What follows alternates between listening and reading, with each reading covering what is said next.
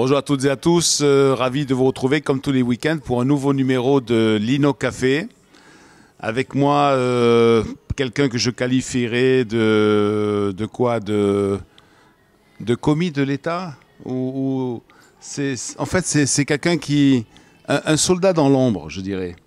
Un soldat dans l'ombre, cette armée de fonctionnaires qui travaillent pour le pays, qui pratiquement consacrent toute leur vie, soit à un ministère, soit à l'administration tout court.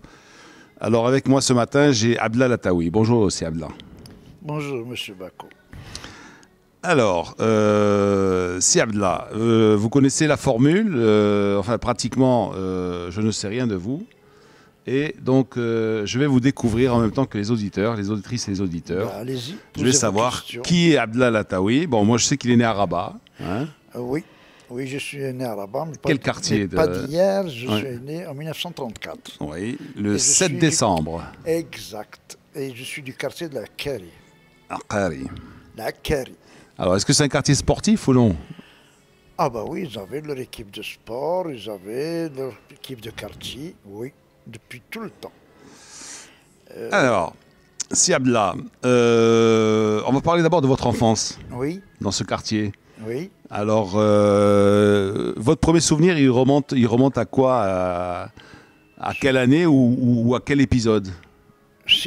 Sportif? Non, le premier souvenir d'enfance. Vous gambadez, je sais pas, vous faites une petite blague. Non, il faut vous dire que... Vous êtes avec des amis, vous... Il faut dire que j'étais très, très près, et même j'ai logé, j'ai séjourné, j'habitais, tout ce que vous voulez, à l'hôpital Moulay Youssef. J'étais à l'hôpital Moulay Youssef, ma mère était une aide-soignante à l'hôpital Moulay Youssef. Oui. Et c'est là où j'ai grandi. J'avais comme tutrice et tuteur, successivement, d'abord Marianne Langlais, dite la Toubiba. Toubiba. Et puis après, il y a eu le docteur Oleg Popov. Donc j'ai grandi toute mon enfance. Qui était russe, comme son nom l'indique, non? Oui, non, il est le fils du consul de Russie à Bayonne. À Bayonne. De Russie, la Russie blanche, du temps de la Russie des tsars. Oui. C'était le fils, c'était Oleg Popov qui a terminé sa carrière au Maroc en étant président du conseil de santé au ministère de la Santé. Oui. Alors, vos études primaires, vous les commencez où? Alors j'ai commencé, ça n'existait pas, mais j'ai fait une pré-préparatoire, une classe pré-préparatoire dans un établissement social qui était juste mitoyen, pas mitoyen tout à fait, mais disons distant d'à peu près une centaine de mètres de l'hôpital, qui était l'orphelinat de la Keri.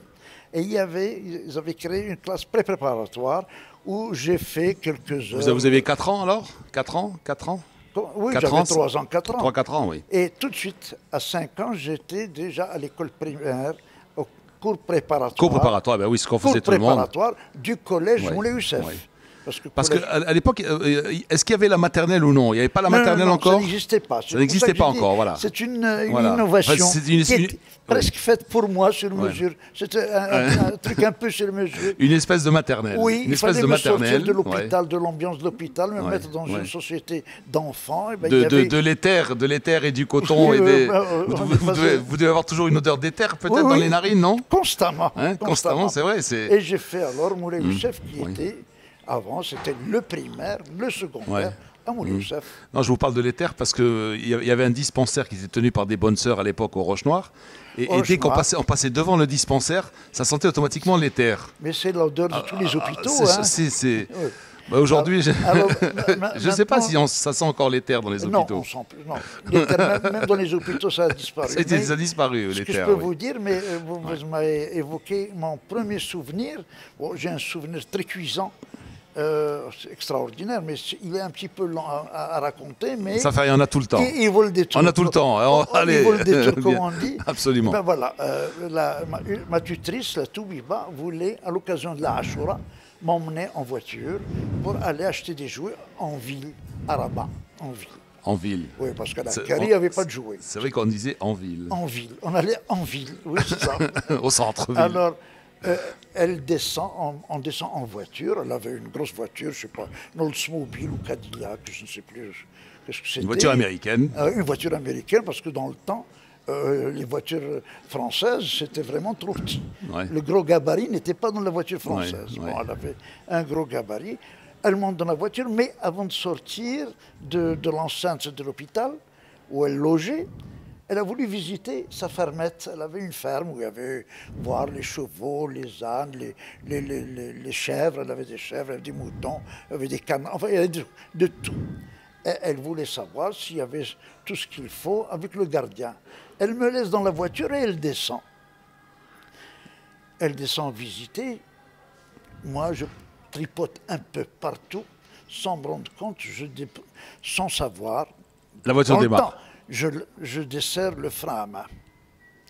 Et la voiture commence à dégringoler vers la falaise qui descend, qui se jette, puisque l'hôpital Moulay-Youssef était sur la route côtière. Oui. Vous voyez, quand vous faites l'hôpital Marie-Feuillet, quartier l'Océan et tout ça, et vous continuez, il était là. C'est que juste après, il y avait des exploitations de pierre, et c'était la falaise. Heureusement, j'étais moi dans la voiture, et elle roulait doucement. Elle a descendu le premier trottoir, elle a monté le deuxième trottoir, il restait 2 ou 3 mètres encore pour la dégringolade. Heureusement qu'il y avait 3 militaires, je dirais même presque la nationalité, des Sénégalais, qui sont jetés leur vélo, parce que tout le monde était en vélo, j'étais en vadrouille en vélo, ils sont venus, ils se sont mis devant la voiture pour l'arrêter. Pour l'arrêter. Oui. Et ils ont poussé la Toubiba, cette tutrice dont je parlais, avec qui devait m'acheter des jouets, et monté vite, a fait marche arrière, et j'ai été puni. Pas de jouets, je rentre dans mes pénates, et j'étais privé. C'était un de mes premiers souvenirs, je crois que je devais avoir 3 ans ou 4 ans. Alors, ces 3 soldats sénégalais. Sénégalais, oui. Vous les avez revus, non? Est-ce que vous pensez à eux de temps en temps?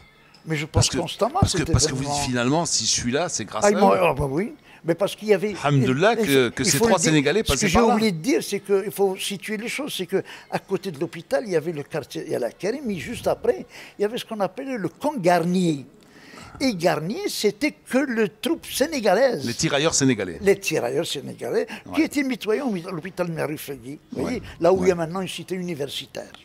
Enfin, une cité bon, on démarre bien avec vous. Allez-y. Alors, on a desserré les freins, là. Oui. Alors, école primaire, ça se passe où? Au Moulay-Youssef. À Moulay-Youssef. C'est un collège. Il y avait la section élémentaire et... Non, le collège comportait le primaire et le secondaire. Ah, le collège, il y avait le primaire. C'est automatique. Dans le temps, on ne faisait pas la séparation avec le primaire. Moulay-Youssef était l'exception. Il y avait un collège à Rabat, un secondaire, si vous voulez, avec son primaire. C'était Moulay-Youssef. Et il a été inauguré en 1927 par le sultan Moulay-Youssef, le père de Mohamed V. Alors, votre premier instituteur ou institutrice, vous vous rappelez d'elle ou de lui? Je me rappelle beaucoup du premier instituteur parce que c'était M. Raymond.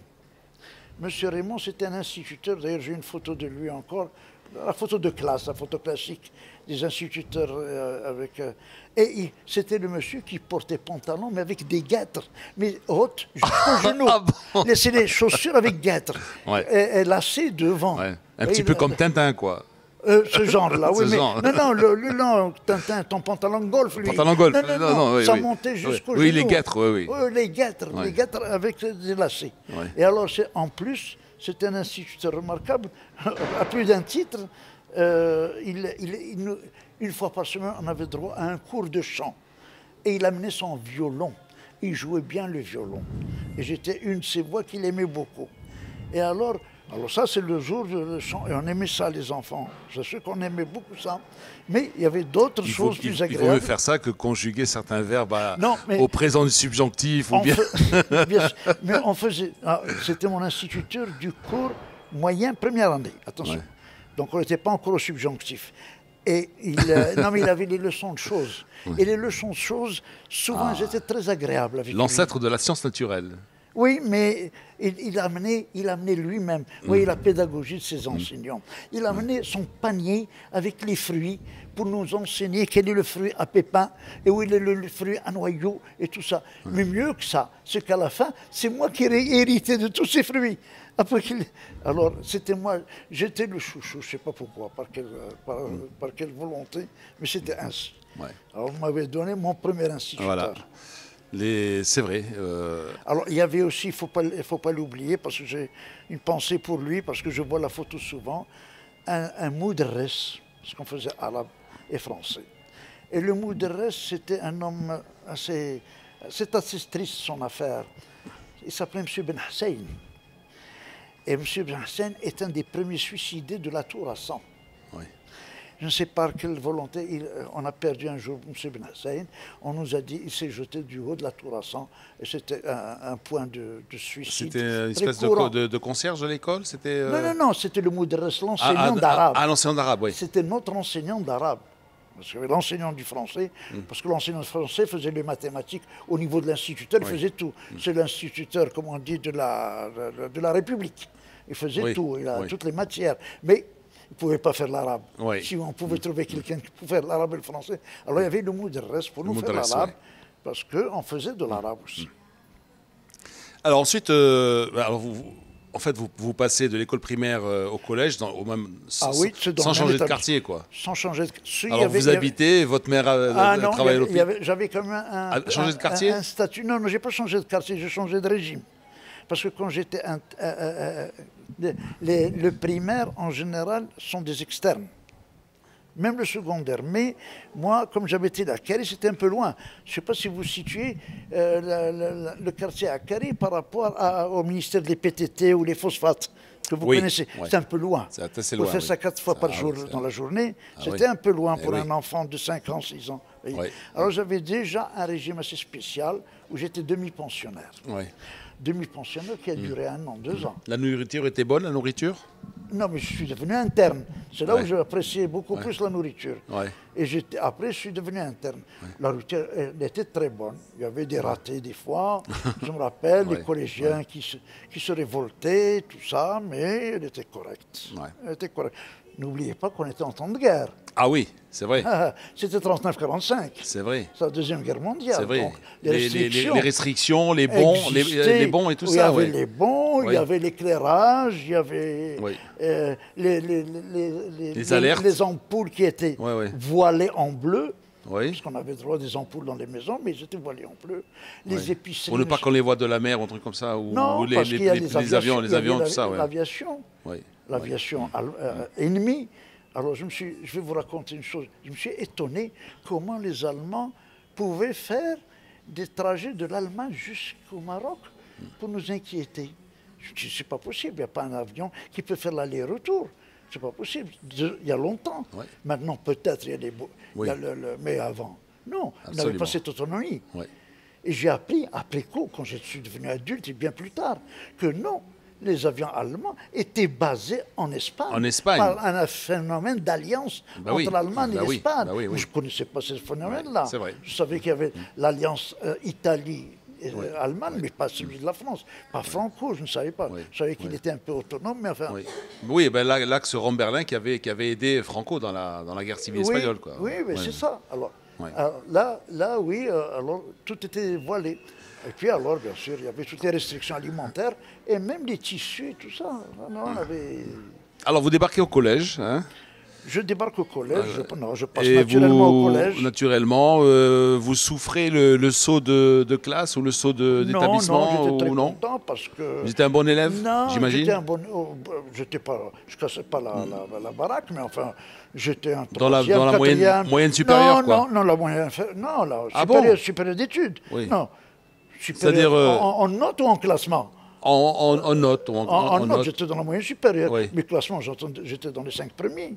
Ah, d'accord. C'est ça ce que je veux dire. Ah oui, donc ça veut dire le niveau était plutôt bas. C'est un peu comme le football aujourd'hui, d'habitude. Non, j'étais parmi les meilleurs. Bon, j'ai beaucoup d'amis qui ont réussi parce qu'on avait le certificat d'études, mais on avait aussi l'examen d'entrée en 6e. Il faut le dire, ça. C'est vrai. On pouvait réussir son certificat d'études, mais échouer. Absolument. Et alors, qu'est-ce qui se passe? on ne va pas redoubler le certificat d'études, la classe. Non, on faisait la 6e préparatoire. Mais moi, haut la main, j'avais mon certificat d'études, je suis passé en 6e sans problème. Alors, on m'a dit que vous avez fréquenté aussi l'école des élèves officiers marocains. Eh oui. De 51 à 55. Vous avez failli être militaire alors? Pourquoi vous n'avez pas continué? Vous étiez militaire, oui. Oui, mais je n'ai pas continué. Alors, ça, c'est un peu plus long à expliquer. Et on m'a dit aussi que vous avez des compagnons de classe comme le général Hosni Ben Slimane ou bien le colonel Belmejdoub. Pas tout à fait. Non, non. Mettons les choses bien. Non, compagnon de classe, Hosni Ben Slimane, non, oui. Non, vous n'étiez pas... Non, pas du tout. Hosni Ben Slimane est après moi. Oui. Après moi, j'étais avant lui. Oui. Alors, copain de classe, si vous voulez, le général Abdelaziz Ben Nani. Oui. Et le colonel Belmejdoub?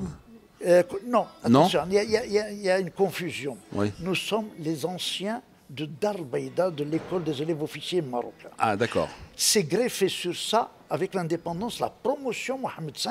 Ah, très bien. On a mélangé les anciens et les nouveaux. Les nouveaux, c'est Hosni Ben Slimane, c'est Belmejdoub, c'est tout ce que vous voulez. D'accord. Mais nous, c'est Abdelaziz Ben Nani, c'est... Enfin, Brittle, oui. C'est, je sais pas, moi, il y a d'autres noms que je n'ose pas prononcer. Vous voyez, bon, c'est Dlimi, si vous voulez. Oui. Tout ça, c'est des anciens. Oui. Mais les nouveaux, Loubaris, tiens. Loubaris, oui. Loubaris, oui. Mais tout ça, c'est avant. Vous voyez, moi, j'étais de ceux-là. Alors, pourquoi vous n'avez pas continué votre carrière militaire? Eh ben, disons que j'étais expulsé de l'école militaire. Ah, vous étiez indiscipliné? Pour acte d'indiscipline. Ah. Un acte assez caractérisé et qui est tombé... Que vous regrettez aujourd'hui, bien sûr. Non, vous ne l'avez jamais regretté, non? Pas tellement. Mais je suis bien tombé, j'ai fait mon acte d'indiscipline au très bon moment. Ah. Puisque tout de suite, j'ai fait cet acte d'indiscipline à cause du retour de Mohamed V. Ah.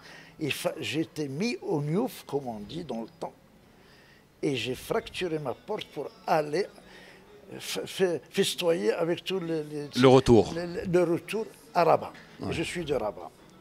Et après, j'ai repris les Niouf et tout ça. Ouais. Et la gendarmerie m'a recherché. Je suis retourné de mon propre gré au bon moment, mais amnistie générale, mais moi j'ai été expulsé. Ouais. Bon, mais je n'ai pas fait l'objet de conseil de guerre ni quoi que ce soit, de sanctions militaires plus difficiles, comprenez. Donc j'ai échappé même à une punition plus sévère par ce phénomène d'amnistie. Alors comment votre premier... Alors vous quittez l'école militaire, bon, vous êtes diplômé, vous avez un diplôme, vous avez un BEPC, vous avez, j'imagine, non? Non, j'ai le BEPC, j'ai même le baccalauréat. Ouais. On arrivait jusqu'au baccalauréat. Le BEPC, déjà c'était pas mal, c'est le BEPC. Non, c'était même très le BEPC, c'était un bac plus 2 d'aujourd'hui, non? Oui, c'était le BEPC, oui, on va parler du BEPC. Mais j'étais au baccalauréat, mais nous, difficilement on arrivait au baccalauréat, parce qu'on avait, à partir du BEPC, on faisait des études militaires et civiles, conjointement. Et pour nous, c'est fini, on était engagés, et c'est les études militaires qui comptent. On s'en fout de votre baccalauréat ou quoi que ce soit. Mais je suis arrivé à la classe de première quand même. Alors votre premier travail? Mon premier travail, ça a été... Tout de suite l'administration? Tout de suite, pas l'administration. Vous parlez de l'administration. Oui, c'était l'administration, mais jeunesse et sport. Jeunesse et sport. Parce que j'étais prédestiné à ça. Au service de la jeunesse et des sports. Au service de la jeunesse et des sports, tout de suite. Alors, décembre 55, c'est ça? Décembre 55. Décembre 55. Oui, c'était M. Nouvel. Qui était oui, M. Nouvel, c'est vrai. M. Nouvel. Et alors, allons pas très loin. Je connaissais Nouvel très peu, mais je connaissais ses proches très forts. Très fort. Sa secrétaire particulière, qui n'était pas une secrétaire comme on les entend, c'est-à-dire c'était sa directrice de cabinet qui lui préparait tout, était une intime à ma tutrice, vous comprenez. Donc je n'avais qu'à m'adresser à elle et d'obtenir ce que je voulais. J'étais recruté immédiatement, je tape à sa porte, j'ai dit José, je suis plus dans l'armée, je viens, est-ce qu'il y a du boulot? Il me dit tout de suite, où tu veux, quand tu veux. Alors ce qui fait, le 22 décembre, je me suis présenté. C'était votre cadeau de Noël, là? Non, oui, c'était le 22 décembre. J'étais premier job, premier boulot. Exact, premier job. 22 décembre à la jeunesse au sport. Alors, je vois si on m'a bien préparé mes fiches. si on vient préparer mes fiches, on me parle de... Alors, vous étiez délégué à Agadir, c'est ça? Oh ben, tout de suite non, pas tout de suite. Pas tout de suite. Non, j'ai fait autre chose avant. J'ai fait alors, au ministère, alors, est-ce que vous vous souvenez de votre première journée au ministère de la Jeunesse et des Sports? Au service de la Jeunesse et des Sports. Oui, ça s'appelait ministère? Non, pas encore. Non, c'était service de la Jeunesse et des Sports. Mais on l'appelait service. C'est difficile, en moins d'une semaine. Non, attendez. Oui, c'était le Maroc, le premier ministère, le 7 décembre. Parce que, franchement, c'est vrai, décembre c'est le lendemain même de l'indépendance. Le premier gouvernement est du 7 décembre. Moi, je suis rentré au ministère le 20 décembre. Voilà, donc c'est... Mais M. Nouvel était quand même le chef du service, mais il était le conseiller du secrétaire d'État, qui était M. Bensouda, feu M. Bensouda, le conseiller du cabinet royal. Bensouda. Alors, c'était le premier secrétaire d'État à la jeunesse et au sport. Mais ils étaient tellement perdus dans la politique que les affaires de la jeunesse et des sports, ça les intéressait pas.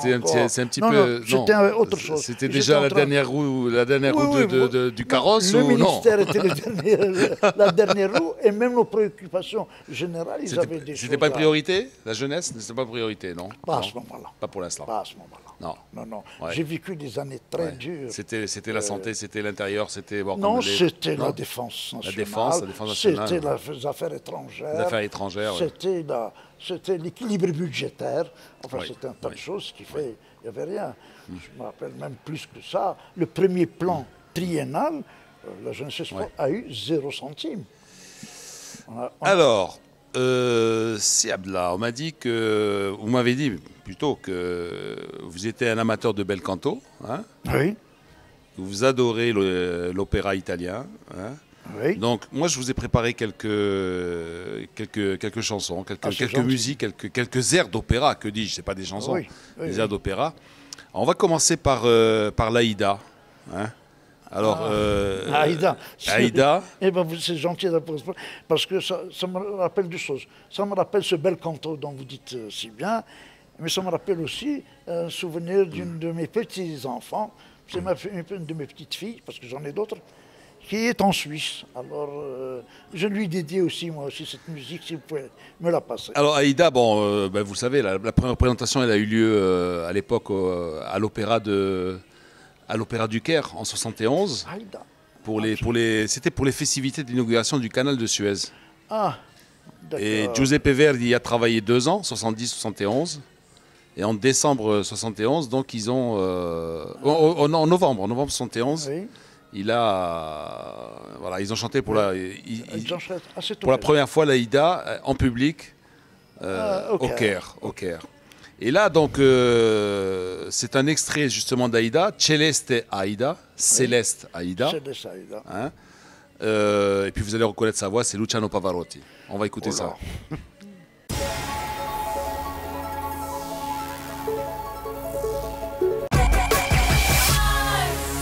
Alors, deuxième partie de Lino Café avec Abdallah Lataoui. Donc on a vu un petit peu une première demi-heure très mouvementée de la falaise du quartier de l'Océan à l'expulsion de l'école militaire. Oui. Bon, passant quand même... Aux choses plus agréables.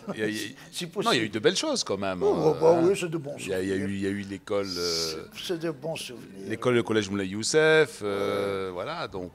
oui. Et puis vous débarquez au service de la jeunesse et des sports. Hein. Ah ben j'ai quelque chose peut-être qui serait intéressant à rappeler du collège Moulay Youssef. J'ai eu imaginez que j'ai reçu une invitation royale. Enfin, du temps, c'était beaucoup plus une invitation sultanienne, du sultan. Oui. Le sultan Mohammed V a décidé, à l'occasion de la fête de l'anniversaire de son intronisation, la fête du trône, d'inviter les 3 meilleurs de chaque classe du collège Moulay Youssef. Il se trouve que j'étais le 3e d'une des classes. Donc j'ai reçu l'invitation d'aller assister à la fête du trône au Palais Royal. Donc invité de Sa Majesté Mohammed V. Et alors là, on avait les buffets, comme les enfants les aiment bien. Et on avait un autre clou, un spectacle particulier. C'est que dans le Palais Royal, il y avait, du temps de Mohammed V, il y avait un zoo. Et on a visité tous les zoos. Vous imaginez le bonheur des enfants, l'enfant que j'étais, mes camarades aussi, bien sûr. C'est remarquable.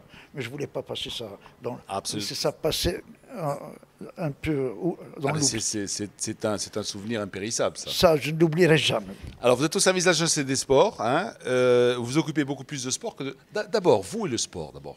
Oui. Est-ce que vous avez pratiqué du sport? Je les ai tous pratiqués. Alors? J'ai pratiqué presque tous les sports.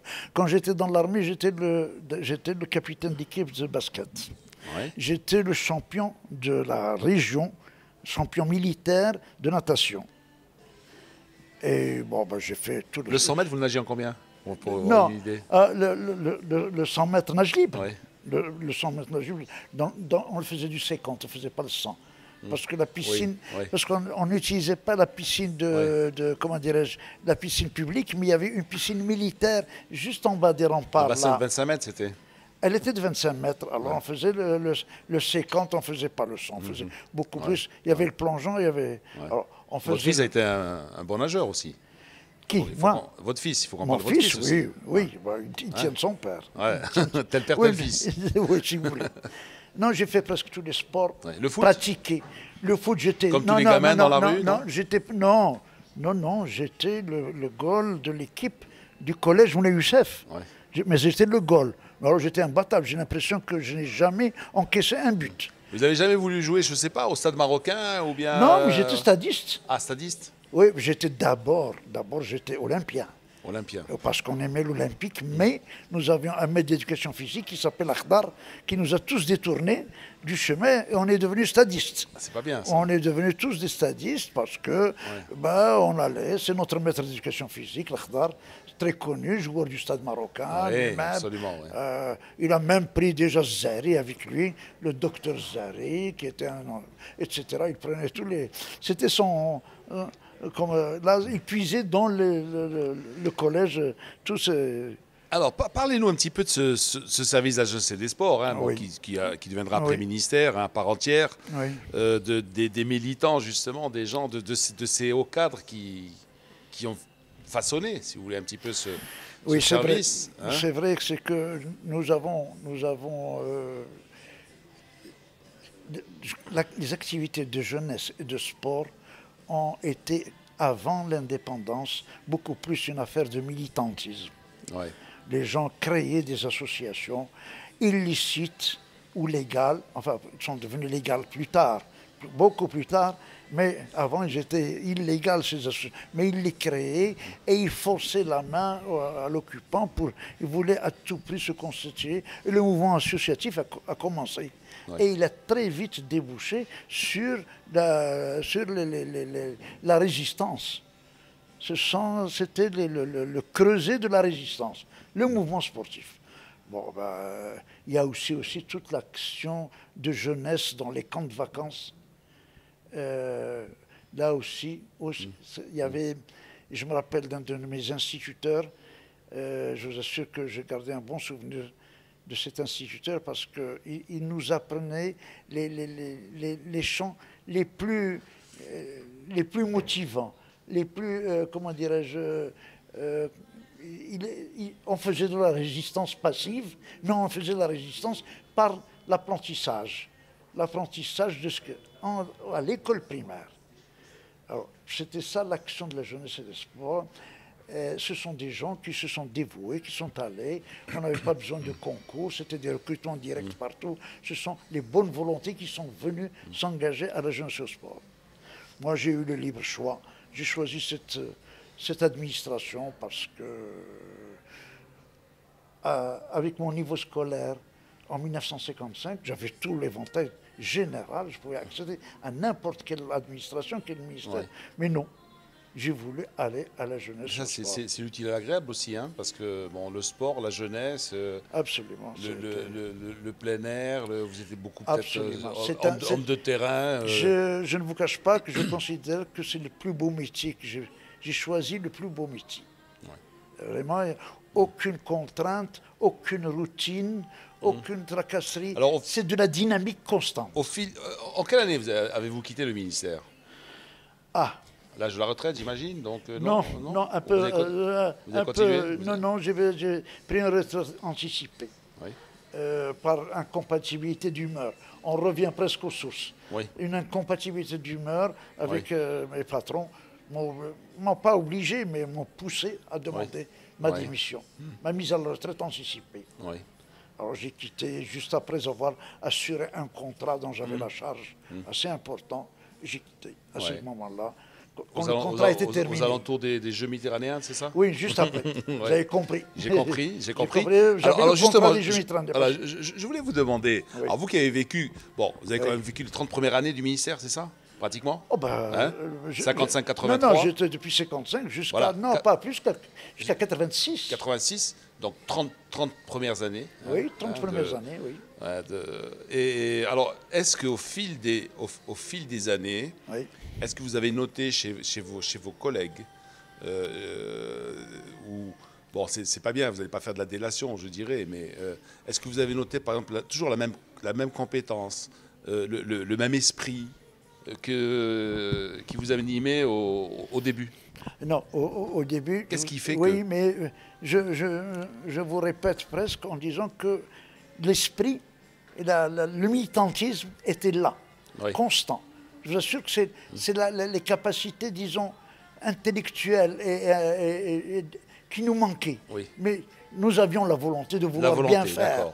Mais donc c'était beaucoup plus une question de compétences, peut-être? Oui, on n'était pas bien formés. On n'était pas de grands spécialistes de certains sports et tout ça pour former des gens. Mais on était là, on avait le dévouement. Vous avez Abdelkader Jalal ici. Abdelkader Jalal, c'est un illettré, mais c'était un sportif mordu. Il croyait à ce qu'il faisait. Il le faisait mal, mais il le faisait. Il le faisait avec la bonne volonté et la sincérité. Bon, après, heureusement,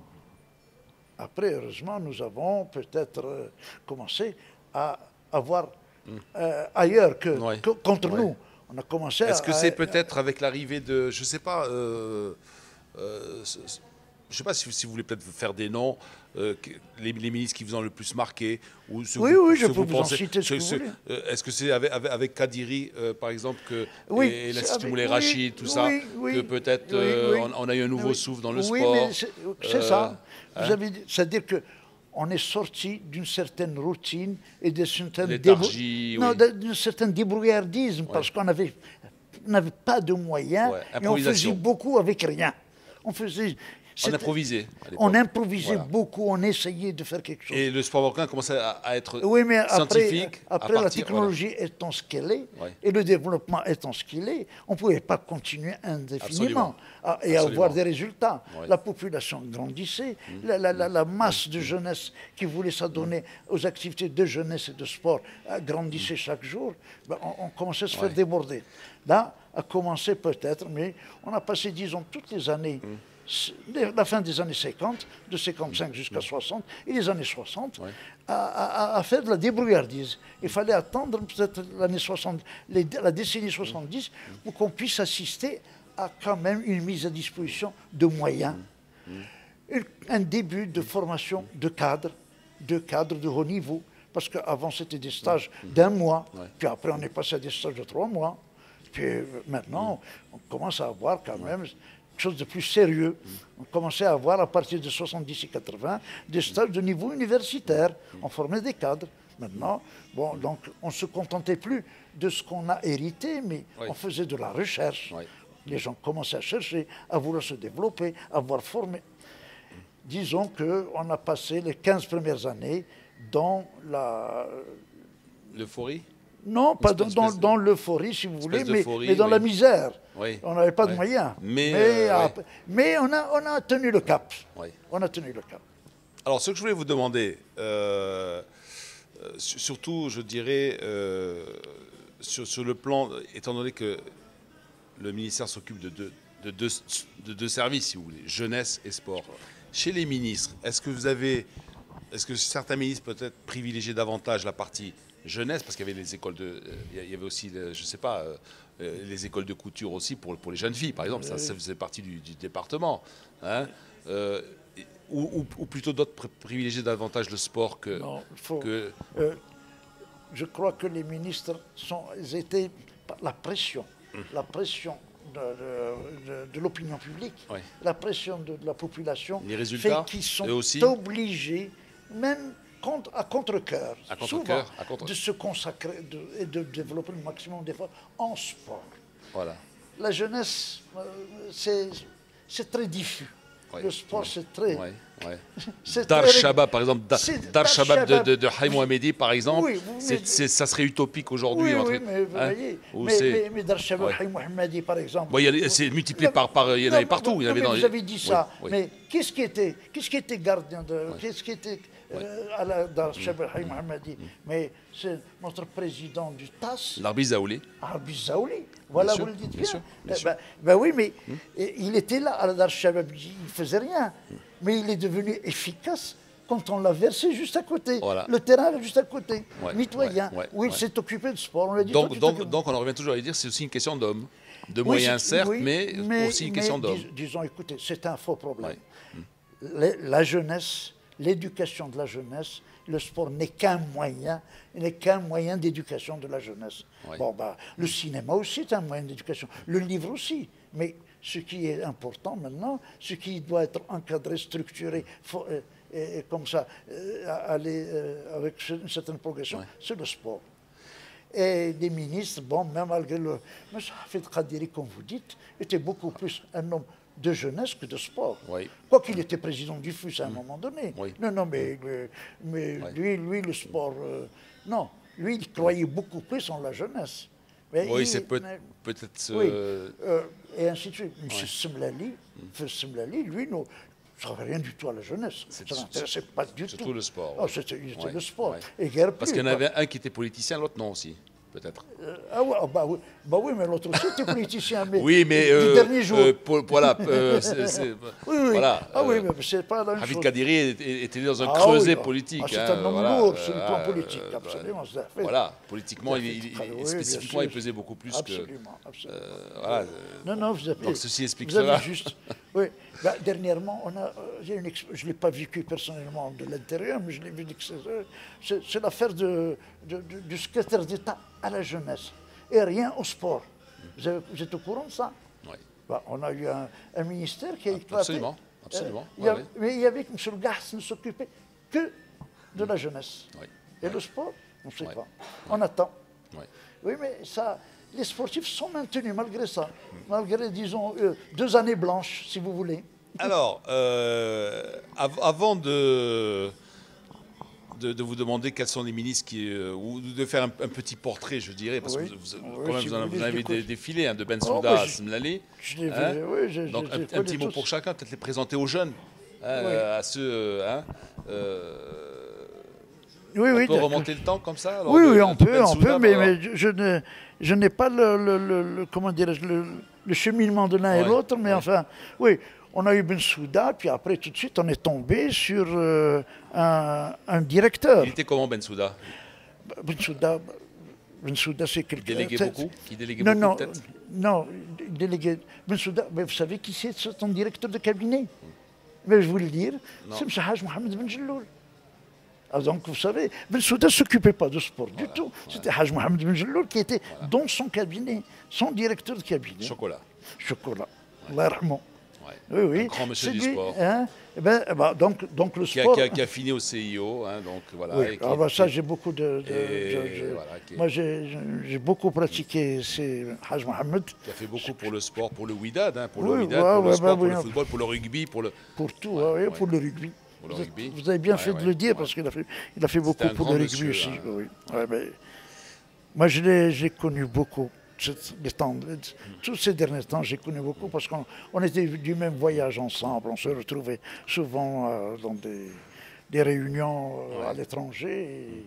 J'avais beaucoup. Alors, après Bensouda, vous héritez de qui? On a eu Alamir Rachdi.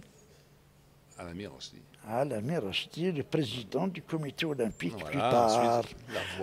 Mais celui-là, il est sorti du CRU. Parce qu'il était délégué à la jeunesse et au sport avant d'être directeur de la jeunesse et du sport. Bon, il était directeur du temps de Boutalb. Boutalb, il avait d'autres choses. Il s'occupait de l'information, il s'occupait de toute autre chose. La jeunesse et le sport, pour eux, c'était vraiment le mauvais portefeuille. Pour un certain nombre d'entre eux, mais là, il y avait Alamir Rachdi qui était là. il a... Alors qu'il est noble. Oui, le ministère. Le portefeuille de la jeunesse et des sports. Mais bien sûr, même s'il n'est pas bien rempli, même s'il a un budget qui est souvent limité, où on sacrifie surtout. La première chose qu'on commence à couper, c'est le budget de la jeunesse et des sports. Il faut poser cette question. Même, voilà. Mais c'est les politiciens qui peuvent vous répondre ça. Pourquoi ils n'aiment pas beaucoup ce ministère? Parce qu'ils ont peut-être... je ne sais pas. L'avenir même d'un pays se voit à travers sa jeunesse, à travers son sport. Nous avions ici un autre ministre qui était vraiment... on a vu qu'il y avait Gharnit, Abdullah Gharnit aussi, qui est passé. Alain Mirajdi, Abdullah Gharnit. J'ai oublié de vous citer le meilleur de tous. C'était Omar Mzour. Parce qu'après Bensouda, c'était Omar Mzour, le directeur. On l'a eu pendant 4 ans.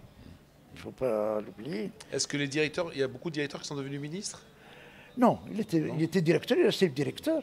Non, parce que c'est le ministère qui était déclassé à rang de direction. À rang de direction. Oui, on était direction dépendante de l'éducation nationale. Il faisait des fonctions de secrétaire. Oui, il était le directeur dépendant du ministre de l'Éducation nationale. Voilà, c'était ça. Alain Mirajdi était dépendant de M. Boutalb. Pierre Gharnit était haut-commissaire.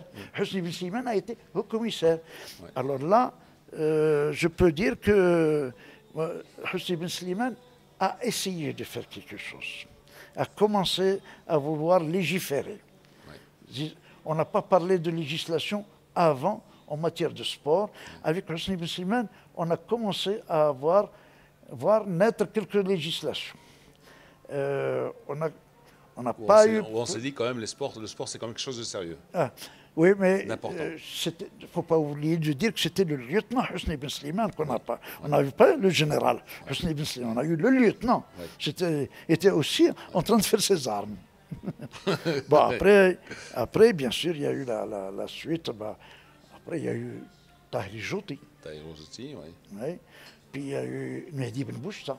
Avant, il y a eu Mounir Doukali qui a eu... oui, mais celui-là, oui, sous-secrétaire d'État. Parce qu'on a eu Hassan El Jadidi. Il ne faut pas oublier de le dire, parce qu'il était ministre du Travail, des Affaires sociales, de la jeunesse et des sports. Doukali qui avait péru à l'aéroport de Rome, l'attentat. Comment vous appelez ça, à l'aéroport Fiumicino. Oui, comment dites-le en italien, vous le dites si bien. L'aéroport de Fiumicino à Rome. Fiumicino. Il y avait eu un acte terroriste. C'est pas le Da Vinci? Leonardo da Vinci. C'est pas dans le Leonardo da Vinci? Oui, c'est l'aéroport Leonardo da Vinci à Fiumicino, qui est une fraction de Rome, à côté du port d'Ostie. Ostie, qui est le port des Romains. C'est très chantant l'italien. L'ancien port de Rome. Qui a été un petit peu, ces derniers temps, on a fait des travaux, et on le restitue un petit peu, la ville de Rome le restitue aux touristes, quoi. Ah bon. Voilà, donc ils ont relancé. Alors, je peux oser dans ce sens une autre interrogation. Où se trouve le Castel Gandolfo dans cette affaire-là? Non, Castel Gandolfo, c'est à l'opposé. C'est la même mer. Oui, bien sûr. C'est pas l'opposé. On va croire qu'on est de l'autre côté de la botte. C'est au bord d'un lac, Castel Gandolfo. C'est pas dans l'Adriatique. Non, c'est la mer Méditerranée. Donc, la Méditerranée. C'est la mer Tyrrhénienne. Tyrrhénienne, oui, exact. Voilà, non, mais je veux dire, c'est-à-dire que je sais que le pape récemment, il a dit je me retiens à Castel Gandolfo où j'ai tout.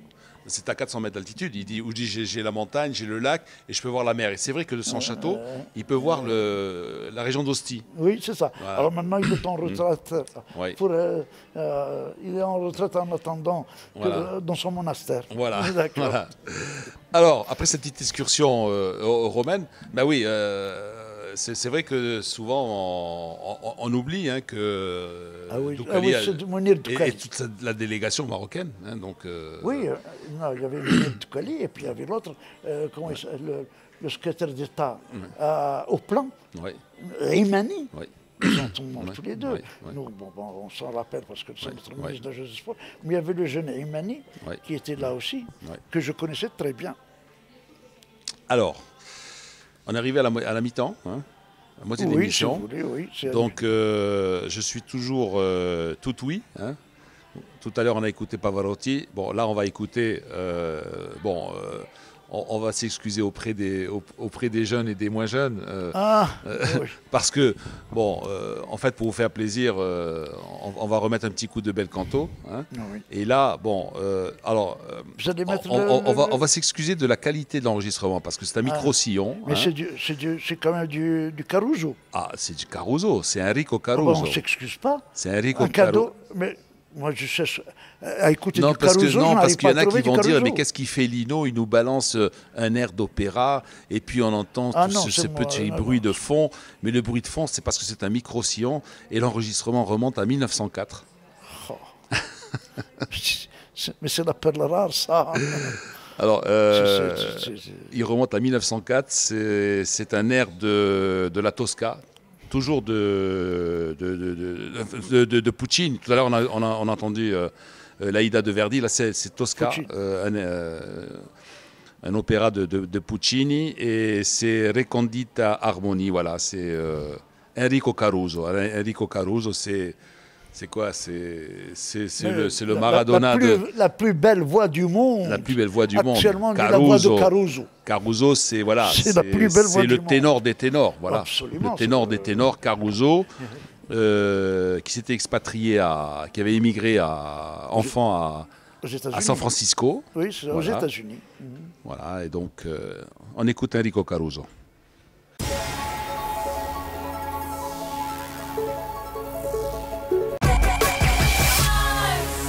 Alors, retour avec Abdelal Attaoui.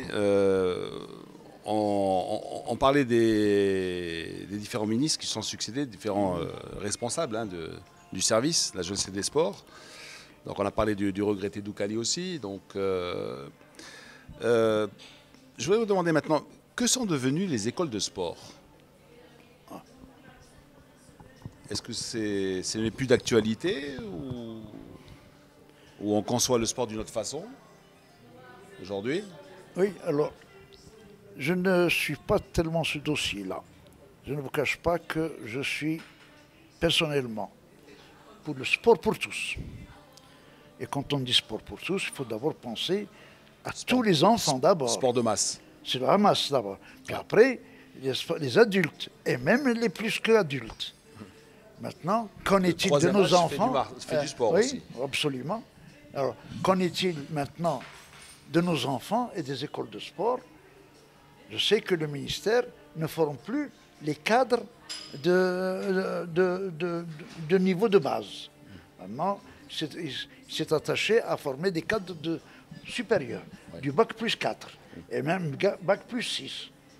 C'est-à-dire qu'en fait, cette armada de détecteurs, oui. Ceux qui finalement vont inciter le gamin à aller dans un club ou... Cette armada, comme vous dites, j'ai l'impression qu'elle disparaît avec les limites d'âge. Les âges, ça disparaît. Ouais. Et il n'y a pas... C'est en voie d'extinction. Il n'y a pas de renouvellement. Ils arrivent à la retraite, ça, il n'y a pas de renouvellement. Il n'y a pas de renouvellement. Bon, maintenant, on me répondra peut-être, les gens mieux placés que moi au ministère répondront peut-être que les écoles de sport se font maintenant dans la meilleure des conditions au niveau des clubs. Ouais. Est-ce que les clubs le font? Est-ce que les clubs ont les moyens de le faire? Est-ce qu'ils ont l'encadrement pour le faire? Ça, c'est une autre question. Alors, je sais qu'on parle beaucoup des équipes de quartier. Alors, est-ce que c'est encore des gens qui, dans une spontanéité, essaient de créer qui n'ont aucune formation, voilà, qui sont animés. Et ils leur donnent un ballon, et voilà, ils disent qu'ils encadrent quoi que ce soit. Voilà. Alors, maintenant, je sais qu'aussi, il y a eu dernièrement aussi une opération de lancement d'équipements de quartier. C'est comme ils disent, ces équipements de proximité. Oui. Là aussi, je les ai vus. J'étais agréablement surpris de les voir. Mais malheureusement, je ne sais pas pourquoi. C'est une bonne chose, mais encore faudrait-il que l'encadrement suive. Je les vois vides. Actuellement, je les vois vides. Je passe en voiture au bord de mer de Rabat, par exemple. Il y en a. C'est très bien. Il y a une exploitation de l'espace qui est magnifiquement étudiée et que j'applaudis. Mais je trouve souvent qu'ils sont vides, ces espaces. Est-ce que personne ne fait de sport? Est-ce que la proximité, des choses fait qu'ils sont plus éloignés des écoles? Et est-ce que l'encadrement suit aussi? L'encadrement ne suit pas. Non. Ils sont maintenant... Moi, je passe souvent devant... Je passe aussi à Elan, qu'il y en a un aussi. Oui. Et puis quand vous passez, bon, vous avez toute l'impression de voir ce sont une bande de copains qui ont loué entre guillemets le terrain et qui sont là, qui se défoulent, qui jouent un petit match de foot.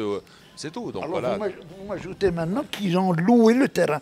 Oui, j'imagine. Donc ces espaces de proximité sont à louer. Oui. On peut louer, on peut sous-louer, sous-traiter. Bon, ben, alors là, ça, je ne suis plus dans cette course, moi. Je ne sais pas. Je ne sais pas ce qu'il y a. J'aurais bien voulu continuer à m'intéresser. Mais... Avant de poursuivre, parce que je voulais parler aussi de tout ce que vous avez pu faire aussi sur le plan de l'organisation, sur le plan au niveau des Jeux méditerranéens, au niveau des Jeux panarabes, etc. Je vais revenir un petit peu en arrière et vous demander ce que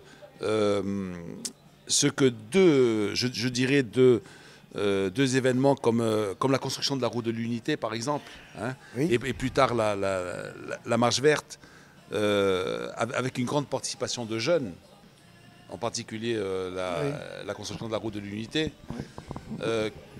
Qu'est-ce qu'on peut dire, quel message peut-on donner aux jeunes d'aujourd'hui? Le message, c'est l'exemple de leurs aînés. Parce que fait la route de l'Unité, voilà. Là, tu vas là-bas et puis finalement, tu n'es pas payé. Oui, c'est le volontariat. C'est un volontariat. C'est la gratuité tu vas et puis tu dis, je fais quelque chose pour l'État, je fais quelque chose pour l'État, pour mon pays. C'est le civisme. Ouais. Eh bien alors, vous me faites rappeler, et j'ai oublié tout à l'heure de vous dire que M. Husni Ben Slimane a été haut-commissaire à la jeunesse et au sport, et j'ajoute, c'était pas fini son titre, et à l'éducation civique. Ouais. Donc, à un moment donné, il avait ce titre. Monsieur Husni Ben Slimane était haut-commissaire à la jeunesse et au sport et à l'éducation civique. Ça veut dire que nos dirigeants ont senti l'intérêt de l'éducation civique après l'expérience de la route de l'Unité, dont Feu Sa Majesté Hassan II a lui-même participé. Nous avons des photos, des spots célèbres, des photos des spots célèbres en torse nu. Torse nu avec la pioche à la main, la pelle et la pioche, absolument. C'est extraordinaire, même si c'est un geste symbolique. Mais bien sûr. Le fait est là. Bien sûr. Le fait est là. Donc, est-ce que ce civisme se cultive d'une façon ou d'une autre, ou bien c'est une autre éducation politique qui se met en place? Bien sûr, je ne dénigre pas l'intérêt de l'éducation politique, au contraire.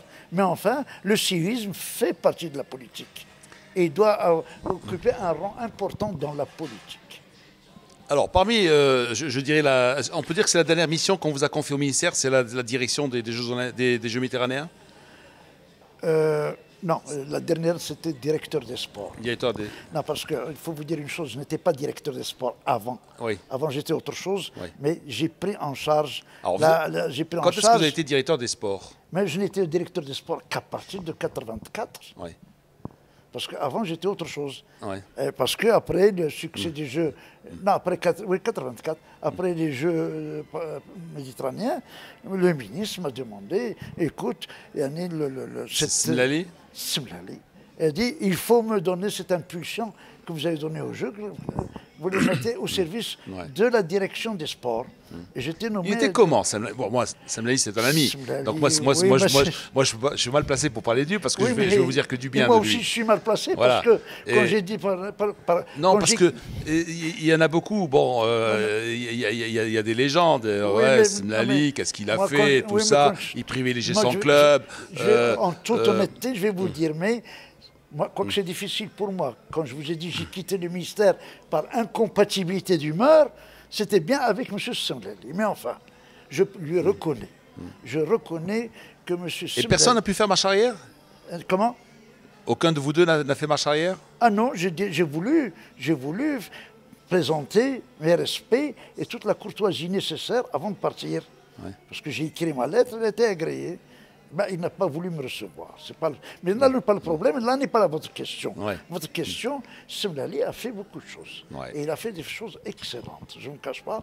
Mais écoutez, un ministre qui prend en charge une organisation telle que les Jeux méditerranéens, mais alors qui consent, je dis bien, qui consent à répartir toutes ses attributions auprès de ses collaborateurs, ça ne se voit pas.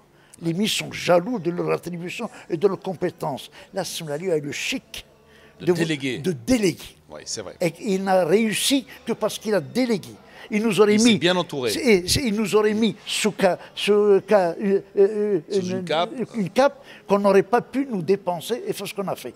Mais quand on nous a délégué le pouvoir et que nous étions libres de notre mouvement, et bien ça a marché. Faites pour le mieux, il vous a dit, c'est tout. Débrouillez-vous. Alors, je me rappelle même, j'ai eu des choses extraordinaires. Je me rappelle, Semlali, il avait un problème. Il venait me demander, s'il te plaît. Et il ne m'appelait plus par M. Lataoui. M. Abdallah, c'est Abdallah, s'il te plaît. Afak. Oui. Eh bien, on se met en quatre quand un ministre vous dit ça. Oui. Mais sinon, si c'est monsieur le ministre, on reste dans sa réserve. Parce que je vais vous dire encore une chose, je vais vous le redire, il ne venait pas de la politique. À ce moment-là, il ne faisait pas de la politique. Il ne faisait pas de la politique oui, encore. Mais il avait une autre politique à lui. Il venait carrément du sport. Et c'était vraiment un homme de sport.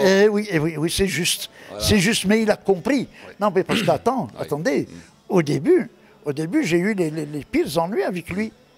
Parce qu'on lui a dit, écoute, là-bas, il y a un type... Il y a un dominant. Il y a un dominant qui est un tel. Et ça, les dominants, il faut t'en débarrasser.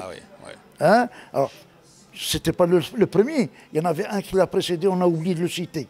Mais le pauvre, il n'est resté que 6 mois ou 7 mois. C'est le docteur Boustat.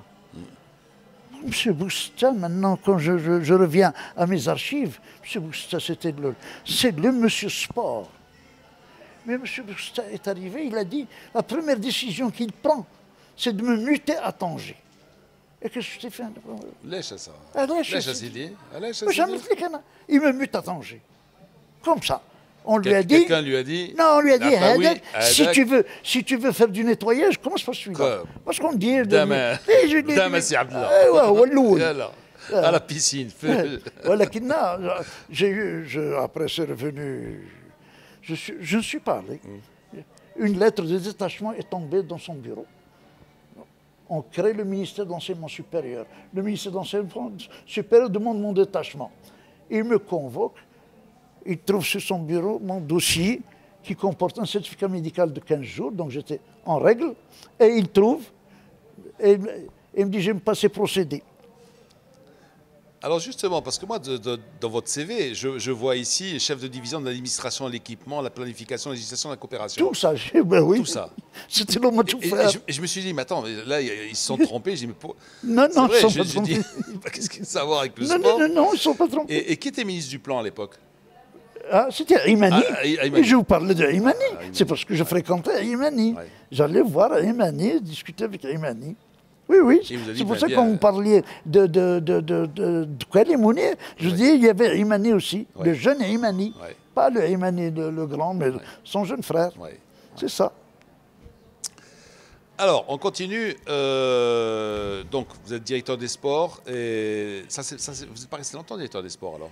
Comment vous dites? Vous n'êtes pas resté longtemps directeur des sports. C'est-à-dire que non, à la direction des sports. Oui. Non, je veux dire directeur des sports. Directeur à la direction, c'est ça. Non, mais je venais de l'administration générale. Oui. J'étais directeur des sports. D'abord, il faut dire, j'étais chef de l'administration générale. Le Premier ministre nous envoie un de ses chargés de mission pour prendre mon poste. En accord avec ce le Premier ministre, c'était le matin. C'est le matin, bon, d'accord, moi je sais de la place. J'étais vacant.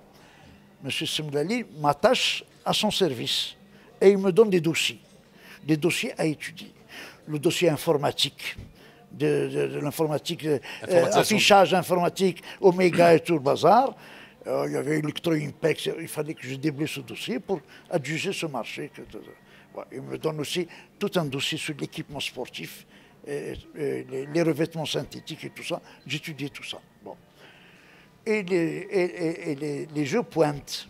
Alors maintenant, les gens pour préparer des jeux, maintenant, mais la règle c'est 6 ans après, on pose sa candidature, on est retenu.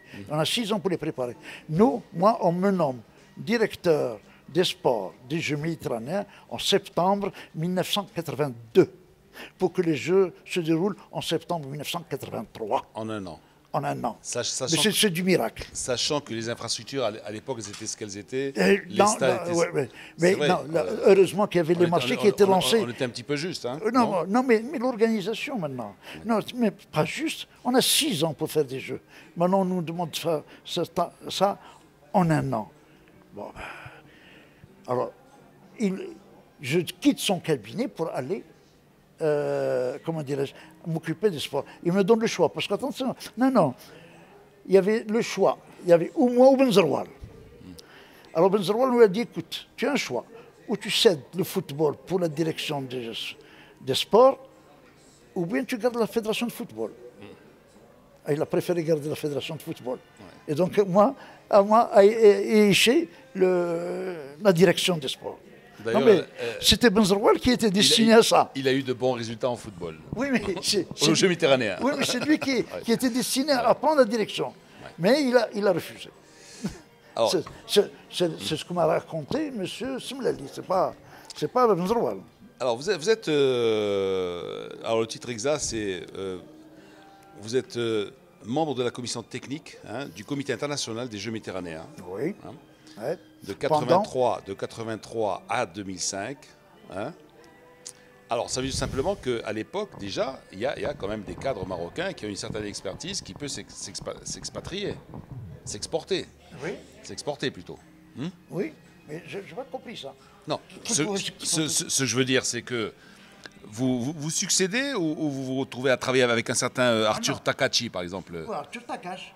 Takash. Oui, mais je ne vois pas la question. Non, je veux dire que c'est un honneur pour vous. Mais oui, non, mais je ne m'exporte pas. Oui. Non, je suis marocain, je reste. J'ai été coopté par le comité international. Non, ce que je veux dire, mais oui, si dans une commission aussi importante que la commission technique du comité international, on copte un Marocain, ça veut dire que... Ça veut dire qu'on a la compétence voulue. Mais on a la compétence et c'est tout à l'honneur du Maroc. Voilà. C'est-à-dire que je ne suis pas désigné par le Maroc. C'est ça l'erreur. Parce qu'à un moment donné, non, c'est le comité international qui me demande. Ah non, mais c'est sûr. Dans ces instances internationales... Par courtoisie, ils ont demandé à mon ministre aussi. Absolument. Et qui a accepté. Oui. Parce qu'ils ont assisté aux Jeux méditerranéens de Casablanca. Et ils ont dit, voilà l'homme qu'il nous faut. On a besoin d'un homme comme ça. Et ils m'ont coopté. Bon, ben je suis resté jusqu'à ce que j'en ai marre. J'étais fatigué. Ouais. C'est trop lourd pour moi. Ouais, les voyages. Trop de voyages, trop fatigant. Ouais. Je raconte ça comme une galéjade. Je suis le pays le plus près d'Almeria. On a fait les Jeux méditerranéens à Almeria. Ouais.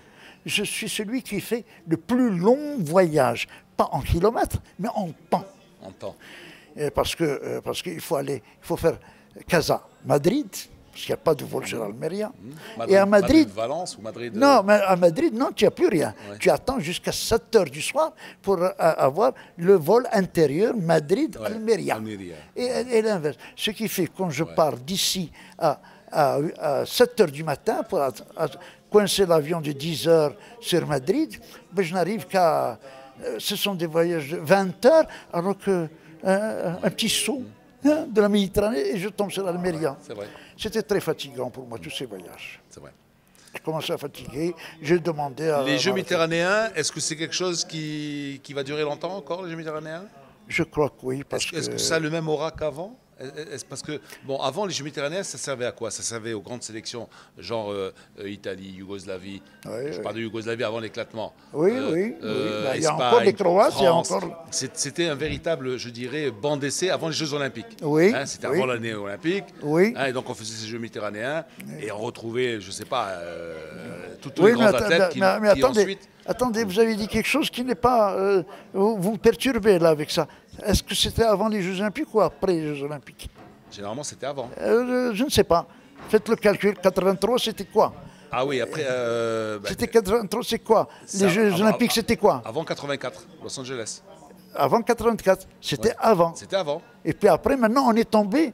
Parce que maintenant, ils font le contraire, maintenant. Maintenant, c'est le contraire. On est tombé sur après. Donc, c'est pour ça que ça périclitait un petit peu. Non, parce que les gens, au contraire, se réservaient pour les Jeux Olympiques.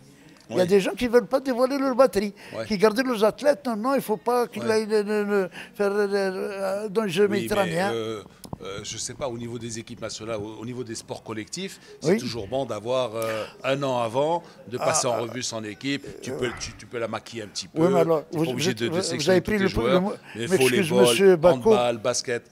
Vous avez pris le mauvais exemple parce que le football, il se trouve que au football, c'est une question d'âge. C'est une catégorie d'âge qui va aux Jeux méditerranéens. Ce n'est pas open. Vous avez des moins de 23 ans. C'est eux qui vont aux Jeux méditerranéens. Plus de 23 ans ne rentrent pas aux Jeux méditerranéens. Oui, absolument. Alors là aussi, est-ce qu'on affûte les gens ou on les prépare, tout ça? En tout cas, le comité exécutif avait décidé à un moment donné de faire le changement. Et ce changement se traduit par, entre les Jeux du Languedoc-Roussillon et je crois que ceux de... Non, pas de Bari. Oui. Ce que je veux dire, c'est que, bon, d'abord, ne serait-ce d'abord que, bon, avec tout le respect qu'on peut avoir pour Almeria ou pour les Jeux de Languedoc, Languedoc-Roussillon, déjà, ça veut dire qu'ils sont mis à toute une région, parce que finalement, il n'y a aucune ville qui voulait organiser. Donc, alors qu'avant, il y avait les Jeux de Naples, il y avait les Jeux de Split, il y avait les Jeux de Tunis, les Jeux de Casa, d'Alger, les grandes capitales. Donc, écoutez, maintenant, au contraire, moi j'ai Izmir. Oui, mais moi j'étais dans des... Et maintenant, vous avez Pescara, vous avez... Pescara, dans la géographie sport italienne, c'est pas grand-chose. Écoutez, je vous dis, je souhaite que vous tirez la conclusion, pas moi. Je vais vous donner des éléments, je vous expose et à vous de tirer les conclusions. Je vous écoute. Avant, il y avait des grandes villes, comme vous dites, Izmir, Naples, Athènes, tout ça. Après, on commençait à tomber, et c'est avec la France. Barcelone. Mais maintenant, avec la France, on commence à tomber dans un système de régions. Et là, ça n'allait plus. C'est la France qui avait dit, parce qu'on a poussé la France quand même, il faut faire acte de candidature. Et rappelez-vous, le président était mal placé parce qu'il était français. C'était Claude Collard. On lui dit, écoutez, c'est pas normal que la France... Il s'est dégagé en corner alors il a commencé... en mettant en avant toute une région. Alors, c'était M. Blanc de la région du Languedoc-Roussillon. Alors, à partir de là, ça a commencé à ne pas être, comme vous dites, mais la réalité nous donne autre chose. Maintenant, chaque candidature, et je vous ai parlé, je crois qu'on parle comme quoi même le Maroc est candidat avec la ville de Tanger. Avec Tanger, oui, justement. Oui, on parle de ça. Maintenant, est-ce que Tanger va l'emporter? Je crois qu'il y a quand même au moins 6 ou 7 pays qui sont candidats. Alors, vous comprenez? Avant, on n'avait pas 5 ou 6. Le Maroc, Casablanca, on portait la candidature sans problème. On nous a demandé une petite concession pour Split. On s'est retiré, on a laissé Split se faire et on est venu juste après. Bon, maintenant, donc, si je vous comprends bien, il y a un engouement. Vous allez nous dire qu'il y a beaucoup plus de... vous dire qu'il y a, les pays sont beaucoup plus enclins à organiser. Oui, parce que je crois que le business fait beaucoup aussi. Je crois qu'il y a de l'argent. Mais c'est pas, justement, moi, c'est pas mon impression, parce que, bon, j'ai vécu ceux d'Alger, ceux de Tunis, ceux de Naples, etc., ceux de Split, et puis quand je vois, par exemple, pour moi, Pescara, c'est passé presque inaperçu. Pescara, Almeria a passé inaperçu. Ben oui, ça commence à passer inaperçu. Languedoc-Roussillon, alors là, franchement, mais... à part, il y avait un match de foot, je crois, en Italie-Espagne, ou un truc comme ça, bon, qui avait été très, très, très, très chaud. J'ai l'impression que... Franchement, il n'y avait pas grand-chose. J'ai l'impression que le business fait beaucoup. Et pourquoi les gens se l'arrachent, cette organisation? Maintenant, moi, je doute que... Moi, je voudrais bien que Tanger fasse candidature et qu'il l'obtienne. Au contraire. Mais... Alors, si Abdallah Lataoui, on reste toujours dans le bel canto. Hein? Ah bon, d'accord. Ah ben oui, aujourd'hui, c'est bel canto, bel canto, bel canto. Et puis, qu'est-ce que vous nous offrez? On a eu 2 ténors quand même. Il y en a un qui s'appelait Pavarotti, l'autre qui s'appelait Caruso. Ah bah Caruso n'est pas connu, Pavarotti est connu. Il nous faut une cantatrice. Oh là là, une cantatrice, il nous faut une soprano. Maria Callas. Ah, Maria Callas. Oh là là. C'est pas la Castafiore quand même. C'est presque. Oui. Quand vous parlez d'une diva. C'était une diva, hein, Maria Callas. La Castafiore, c'est du Tintin. La grecque. Elle était grecque, Maria Callas.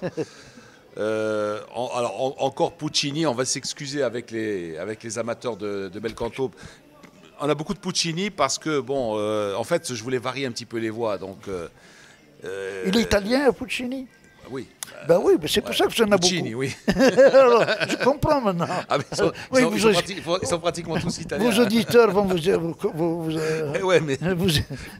ils vont être bons enfants. Ouais. Et ça, c'est un enregistrement qui remonte à bon, on est plus près de nous. Hein. Oui, tout à l'heure, bon, celui de Caruso remontait à 1904. Là, la qualité d'enregistrement est bien meilleure parce qu'elle remonte à 1950. Vici d'arte. Vici d'arte, en italien, ça veut dire j'ai vécu d'art. J'ai vécu d'art. D'art. Il y en a qui vivent d'amour et d'eau fraîche. Et elle a vécu d'art. Voilà, vici d'arte, j'ai vécu de l'art. J'ai vécu d'art. Voilà. Maria Callas. Ah oui.